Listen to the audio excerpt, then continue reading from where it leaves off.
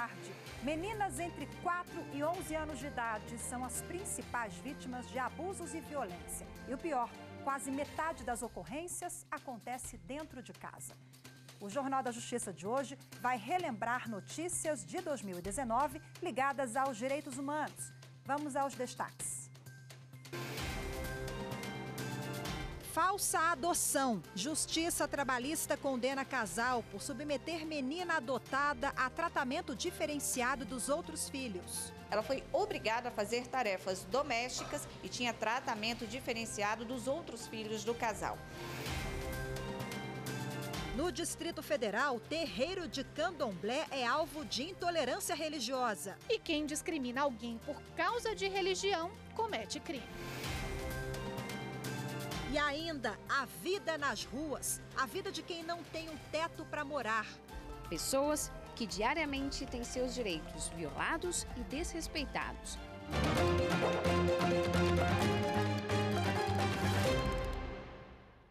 As meninas são as principais vítimas de agressões, de acordo com o levantamento do Disque 100, uma triste realidade que deve ser combatida com a denúncia do agressor.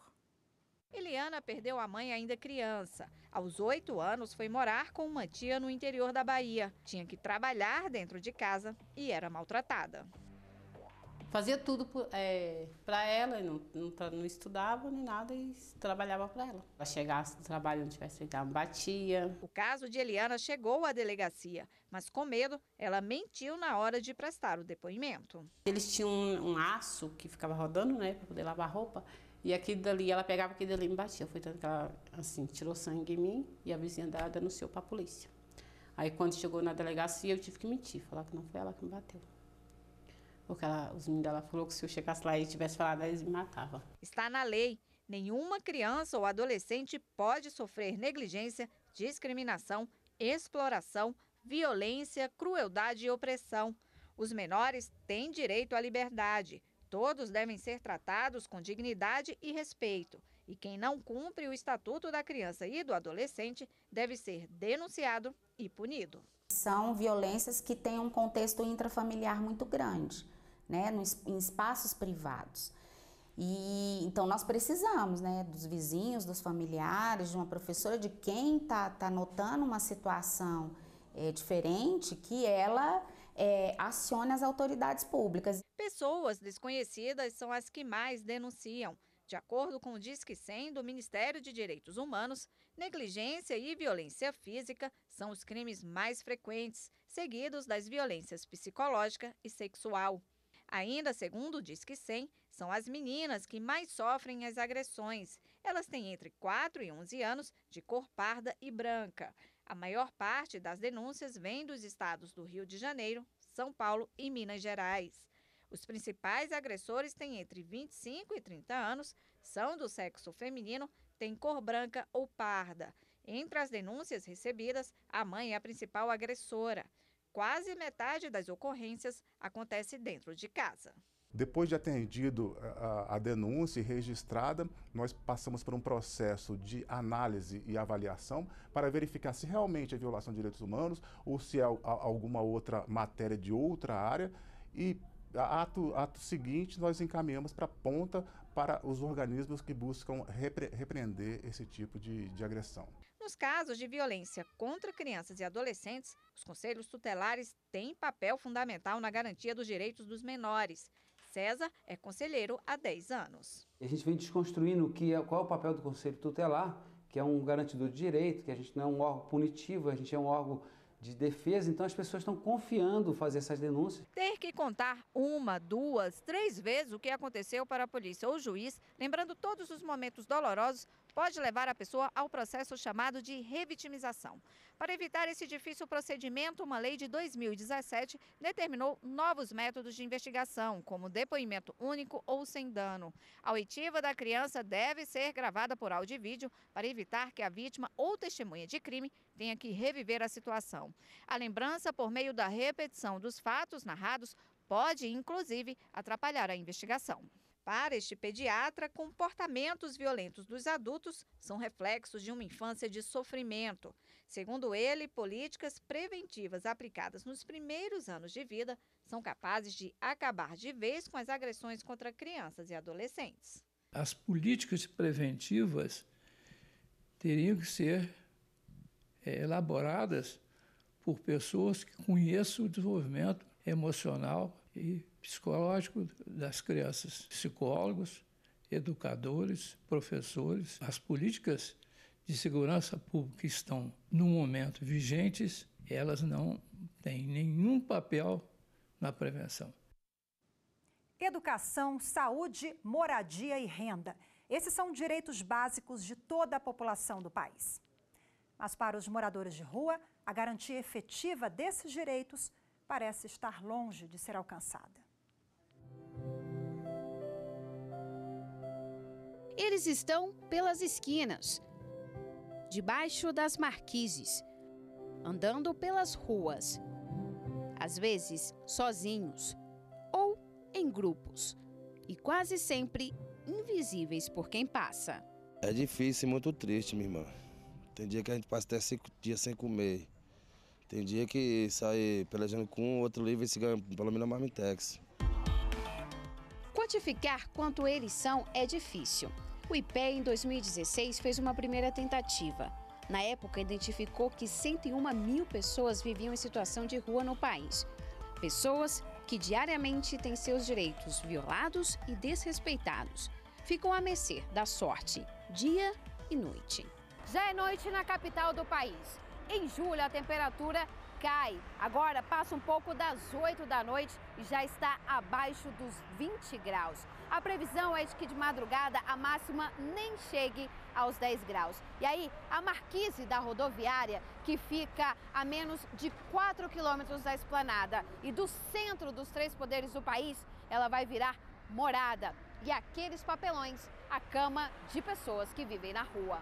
São N fatores que levam as pessoas para a rua. Rompimento de vínculos familiares, questão de uso de álcool e drogas, questão de refugiados também. Então, hoje aqui no Brasil já é uma realidade nossa já há algum tempo. Então, muitas pessoas que estão em situação de rua são refugiados, políticos que não conseguiram se adaptar aqui. A gente tem que atuar, e o Ministério Público, inclusive, a sociedade civil e todos esses grupos articulados que trabalham na proteção de pessoas em situação de rua, como agentes de fomento e de cobrança do Estado da implementação dos direitos da população em situação de rua.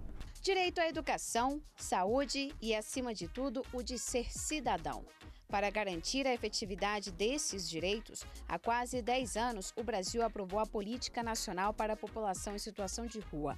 União, estados e municípios são obrigados a implementarem medidas e criarem espaços para acolher essas pessoas. Nós entendemos que a moradia, ela por si só, ela não garante a permanência de uma pessoa fora da situação de rua. Então, o acesso à habitação, ele tem que vir junto com outros serviços que são os próprios direitos, direito à saúde, ao trabalho, à educação e uma estrutura que ajude, que permita essa pessoa, num primeiro momento, permanecer na sua habitação e, posteriormente, avançar no sentido de uma autonomia. Em Brasília, o Centro Pop foi criado a partir da Política Nacional. Há 2 centros como este. Por mês, mais de 3 mil pessoas são atendidas pelas equipes. Aqui, podem tomar um banho, comer e conseguir documentos básicos, como o registro civil. Além desses serviços básicos iniciais, ele também pode ter um acompanhamento técnico na assistência social com os profissionais aqui, além de outras atividades também, porque ele é formado por uma equipe multidisciplinar. Foi em um desses centros de acolhimento a pessoas em situação de rua que conhecemos o Everton. A morte da mãe em 2012 o levou para as ruas e delas não saiu até hoje. Já se envolveu com drogas e agora vê na pintura e no desenho habilidades que tem desde criança uma forma de sonhar e mudar de vida. Tá debaixo de um teto e que eu comecei esses quadros aí, para mim ter um teto eu posso fazer esses quadros e realmente vender por aí, nas feiras, nos comércios, nos bares. A sociedade, ela tem um papel fundamental, no entanto, isso exige uma mudança de percepção do próprio fenômeno da situação de rua, né?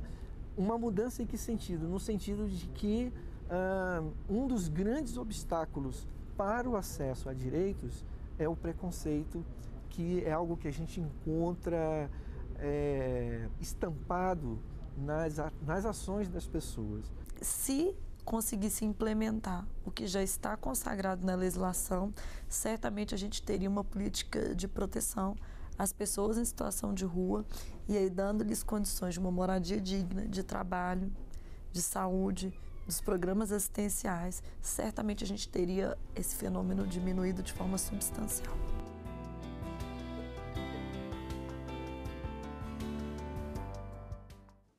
E dando continuidade às notícias de 2019, uma lei aprovada trouxe garantias para pessoas com HIV ou AIDS, aposentadas por invalidez ou que tiveram benefício cancelado. Vamos conferir agora a reportagem de Evne Araújo. Desaposentação, nome que o Luiz nem sabia que existia. Aposentado há 20 anos por ter AIDS, em 2018, ele teve o benefício revisto e cancelado pelo INSS. Causou pânico, né? Pânico, uma falta de objetivo, desespero, discriminado e estigmatizado, e pelo próprio Estado. A decisão teve um impacto imenso na vida dele. Luiz passou a não conseguir mais pagar aluguel, terapias e medicamentos para tratar outras doenças que surgiram em decorrência da AIDS. Agora, ele tenta reverter a decisão na Justiça com base na Lei Renato da Mata. A Lei 13847 foi sancionada em junho. Ela prevê que pessoas com HIV ou AIDS aposentadas por invalidez estão dispensadas de fazer reavaliação pericial do INSS. A legislação dá garantias principalmente a pacientes com mais de 50 anos e que recebem o benefício há mais de uma década. Renato da Mata, ativista da causa, foi um dos responsáveis por elaborar a nova lei para resolver uma questão de saúde pública. O cancelamento da aposentadoria estava afetando o tratamento das pessoas, que passaram a ter piora no quadro de saúde. Eu escrevi a lei e apresentei ao senador Paulo Paim, que abraçou essa causa. Então, muitos juízes estão entendendo, tá? E estão dando as suas decisões ancoradas nessa nova lei, de retroagir a lei e devolver os benefícios a essa população. E no próximo bloco, combate à homofobia e à transfobia no país. Continue com a gente, eu volto já. Justiça, basicamente, é o exercício de direitos e deveres, né? Em que o povo tem o acesso e é o momento que ele pode garantir ali um direito dele preservado pelas leis.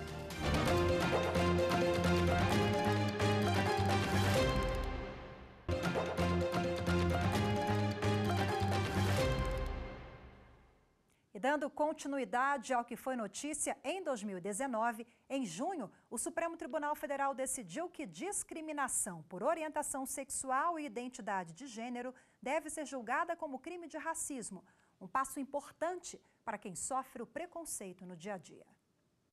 A nossa regra aqui não aceita isso. Nós impomos nossa regra. Vocês estão expulsos do clube. Pode sair. Eu estou mandando vocês sair. Respeita o ambiente. As imagens que você acabou de ver foram feitas pelo Alexandre.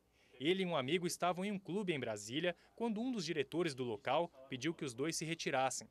O motivo? O fato dos dois serem homossexuais. A gente questionou por que ele estava falando aquilo, por que a gente deveria sair e que a gente não tinha feito nada demais, afinal foi só um abraço. Daí a gente procurou a direção do clube para saber quem ele era. O caso ganhou repercussão nas redes sociais e foi parar na justiça. O clube foi obrigado a desenvolver uma campanha de combate à homofobia e de fazer um treinamento com os funcionários, para melhorar o atendimento ao público. O judiciário também impôs uma indenização por danos morais. O que o Alexandre e o amigo dele sofreram é apenas uma das formas de violência quando se fala em homofobia. Ela ocorre quando há discriminação, agressões físicas, verbais, em razão da orientação sexual das vítimas. A identidade de gênero também é motivo para crimes contra transexuais. Casos como este ocorrem em todo o país e levantam uma discussão sobre as formas de combate a estas práticas. Um levantamento feito pelo Ministério dos Direitos Humanos reuniu denúncias recebidas pelo Disque 100 e por ONGs de defesa dos direitos dos homossexuais. Quanto aos assassinatos, entre 2011 e 2018, foram registrados pelo menos 4.422 assassinatos de homossexuais, média de uma morte a cada 16 horas. O Brasil também é o país que mais mata transexuais no mundo. Uma pesquisa feita por uma organização não governamental apontou que entre outubro de 2017 e setembro de 2018, 167 pessoas foram mortas por causa da identidade de gênero. Nós precisamos fazer campanhas para que as pessoas se conscientizem de que elas não podem ser LGBTfóbicas. A gente não pode dar uma resposta sempre punitiva. A gente tem que fazer com que as pessoas que foram discriminatórias, elas entendam que elas não podem ser daquelas formas e elas têm que dar uma resposta para a sociedade. O dia 17 de maio marca a luta mundial contra a homofobia. É a data em que a homossexualidade foi retirada da lista de doenças da Organização Mundial da Saúde. Nós precisamos equiparar em direitos toda a sociedade, para que a gente não crie uma sociedade em que uma parcela da sociedade pode viver sem violência, pode gozar de uma vida com liberdade e outra parcela da sociedade não. Senão você hierarquiza as relações humanas e você sinaliza para essa sociedade de forma pedagógica que as pessoas com deficiência, elas são protegidas pela lei, que as pessoas idosas são protegidas pela lei, mas as pessoas LGBTs não são protegidas pela lei. Intolerância religiosa, uma prática ainda comum no Brasil. Mas é importante saber que discriminar alguém por causa da religião é crime. E a pena pode chegar a 5 anos de prisão e multa. O terreiro de Candomblé ocupa uma pequena área rural de Brasília. E foi por causa da terra que o grupo de religiosos que vive no lugar foi ameaçado e ofendido. Dia 1º de maio desse ano, por volta de umas 8 e pouco, aqui em casa, na casa da minha filha Lintinalva, o povo, os sem terra, eles vieram, entraram aqui para dentro. Eles disseram que se a gente não saísse com o pé da gente, a gente sairia com o pé dos outros, que aqui era a área de reforma agrária, não a área para centro de macumba. O caso foi denunciado como intolerância religiosa, que nada mais é do que discriminar ou insultar alguém por causa da crença dela. Como jurista que eu sou, como ser humano, como cidadã, eu leio a Constituição e sei que a nossa Constituição diz que o país é laico, é textual. Não é para se duvidar, não. É e tem que ser. Então, por que não aceitar todas as religiões? Eu não vejo por que uma religião é melhor do que a outra. A liberdade religiosa é considerada um direito fundamental pela Declaração Universal dos Direitos Humanos. No Brasil, ela está prevista na Constituição. E quem discrimina alguém por causa de religião comete crime. O crime em si da intolerância religiosa, quando é para uma religião de matriz africana, ele é enquadrado como um crime de racismo, que se tornou um crime hediondo. Então, deve-se pontuar isso de uma maneira muito concreta. Hoje é crime. Indenização milionária. Mulher vai ser reparada na justiça por família que a criou. Os detalhes você acompanha daqui a pouco. Não saia daí. Justiça, para mim, é poder efetivação da Constituição Federal, principalmente resguardando os direitos fundamentais para todos os indivíduos da população brasileira.